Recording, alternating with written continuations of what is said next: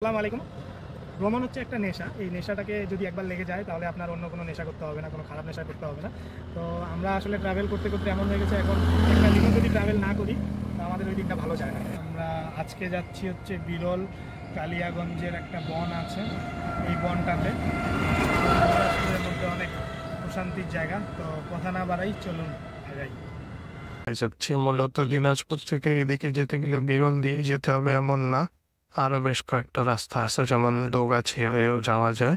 আপনি বিরল পাস করে দেওয়ান বলে বুঝতে পারবেন। আবার আপনি যদি চান তাহলে নির্মল হয়েও আরো ভিতর দিয়ে লোকাল রাস্তাগুলো দেখে, সেই ক্ষেত্রে আপনাকে গাড়ি একটু স্লো চালাইতে হবে, যেহেতু অনেক ছোট রাস্তা, রাস্তা পাকা কিন্তু অনেক ছোট এবং আঁকা বাঁকা রাস্তা।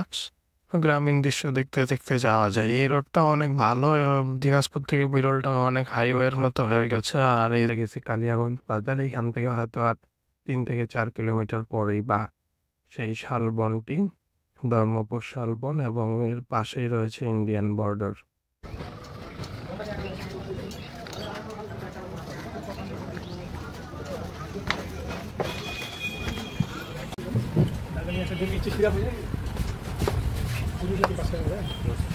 তো আমরা ফাইনালি বনে প্রায় বনের কাছাকাছি পৌঁছায় গেছি। এখান থেকে মূলত বনটা শুরু হয়ে গেছে। এইখানে এই যে দোকানগুলো দেখা যাচ্ছে, এই মোড়টা থেকে 3 দিকে 3টা রাস্তা গেছে, অর্থাৎ 2 রাস্তার মোড় বলা যায়, কিন্তু বিপরীতমুখী রাস্তাগুলো। তো এই সামনের দিকে, অর্থাৎ এইখান থেকে ডানে বামে এবং সামনে 3 দিকে 3টা বর্ডার আছে।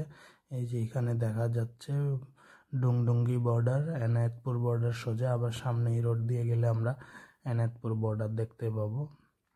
এই বনগুলার মাঝখানে আবার কিছু ধান ক্ষেত আছে, অর্থাৎ বনটা প্রায় 707 পয়েন্ট সামথিং, 704। সামনে গেলে এখানে এমন একটা জায়গা আছে যেখানে ভারতের 3 দিকে বাংলাদেশ। এই পয়েন্টটা 3 দিকে বাংলাদেশ, অর্থাৎ এটাও বাংলাদেশ, এটাও বাংলাদেশ। এটা হচ্ছে ওদের পূর্ব দিক, এটা হচ্ছে উত্তর দিক আমরা এখন যেখানে আসছি, আর এটা হচ্ছে পশ্চিম দিক। এদিকেও বাংলাদেশ, ওদের এটা বর্ডার, এটা 3 দিকেই হচ্ছে বাংলাদেশ।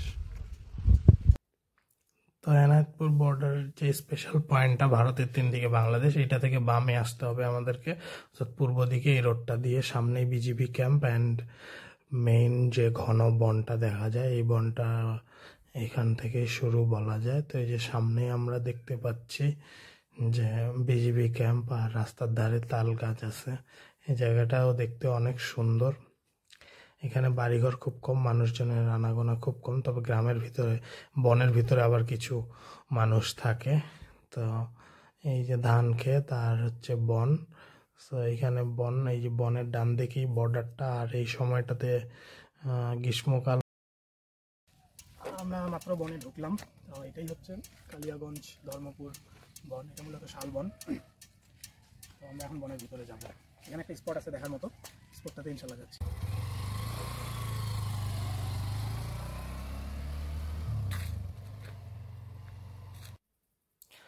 তো আমরা সেই ভাইরাল পয়েন্টটাতে পৌঁছে গেলাম। আসলে ভাইরাল বললে ভুল হবে, এখানে গাছের অনেক বড় শিকড় অথবা গাছ একটা লতার মতো তো মোটা হয়ে গেছে। এটা আবার দুলে এখানে বসে ভালো সুন্দর সুন্দর ছবি তোলা যায়।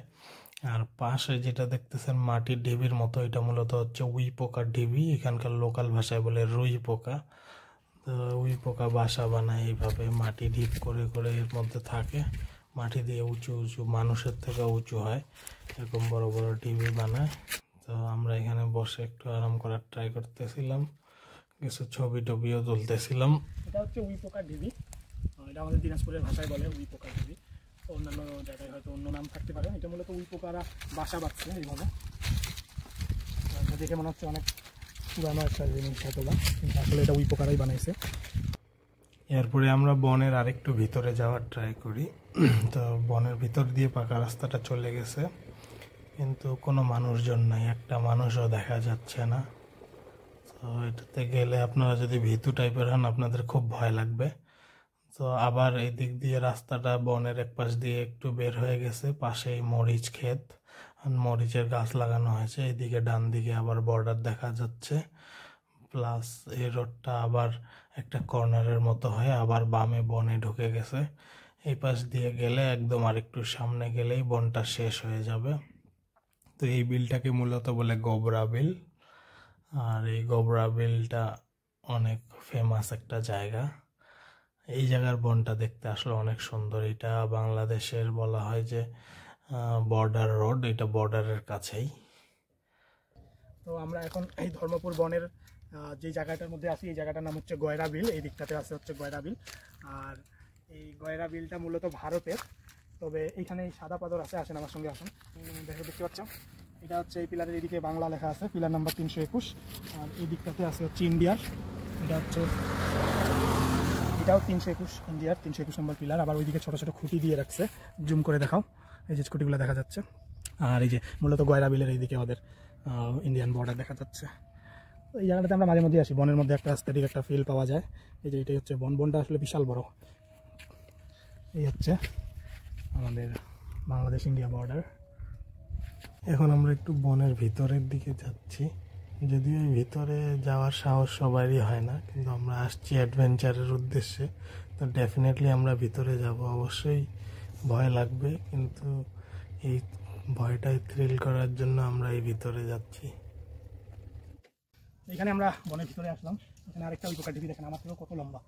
তো মূলত রাস্তা থেকে একটু ভিতরে চলে আসছি আমরা। ভয় লাগতেছে, কোনো মানুষজনের শব্দ নেই।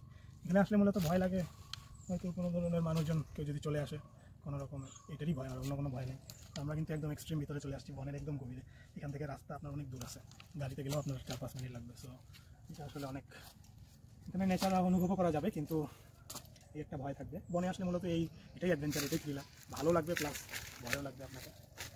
ভালো, এখানে কোনো মানুষজনের কোনো আওয়াজ নেই, কোনো শোরগোল নেই, শুধুমাত্র নেচার আর নেচার, এটাই ভালো।